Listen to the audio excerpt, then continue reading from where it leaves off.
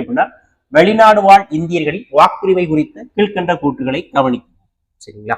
வெளிநாட்டுல இருக்க இந்தியர்கள் இப்ப பாத்தீங்கன்னா நம்ம சொந்தக்காரங்க யாராவது அப்பாவோ அண்ணனோ பாத்தீங்கன்னா வெளிநாட்டுல போய் வேலை பார்ப்பாங்க. சரிங்களா? அதான் வெளிநாடு வாழ் இந்தியர்கள். சரிங்களா? இந்தியர்கள் தான் வேலைக்காக வெளிநாட்டுல போய் இருக்காங்க. அவங்களுக்கு எதன் அடிப்படையில் ஓட்டு கிடைக்கும், கிடைக்காதுங்கிற சொல்றேன்.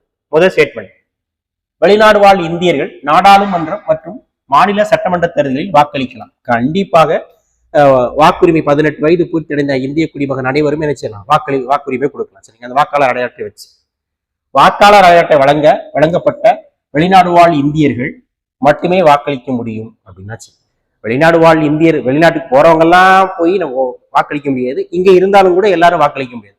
கண்டிப்பாக நம்ம தேர்தல் ஆணையத்துல பதிவு செய்யப்பட்ட வாக்காளர் அடையாளத்தை வாங்கினா மட்டும்தான் வாக்களிக்க முடியும். சரிங்களா? போகணும்னா அவசியம். சரிங்களா? இது தப்பு.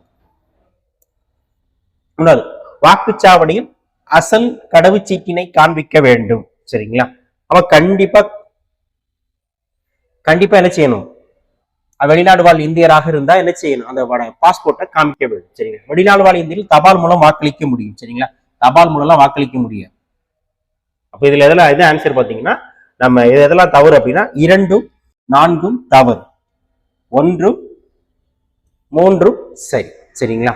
இதுதான் அது. இதே மேலும் தகவல் பாத்தீங்கன்னா நம்ம தேர்தல் பார்த்துக்கலாம். இப்போ தேர்தல் ஆணையம் பற்றி சொல்லக்கூடிய பகுதி 15, இந்திய தேர்தல் ஆணையம் பற்றி சொல்லக்கூடிய பகுதி 15, 324 to 329 வரைக்கும் தேர்தல் சொல்லும். இப்போ தேர்தல் ஆணைய தலைமையிடம் எங்க இருக்கு பாத்தீங்கன்னா புதுடெல்லி இருக்கு. சரிங்களா? நம்ம தமிழ்நாடு மாநில தலைமை தேர்தல் அதிகாரி சார்பாக நம்ம மக்களவை மற்றும் மாநில சட்டப்பேரவை தேர்தல் நடத்தப்படுகிறது. இது போன்ற மேலும் தகவலுக்கு நம்ம சிற்பி அகாடமியுடைய யூடியூப் சேனலை சப்ஸ்கிரைப் பண்ணிக்கோங்க. பக்கத்தில் இருக்க பெல் பட்டனை கிளிக் பண்ணுங்க.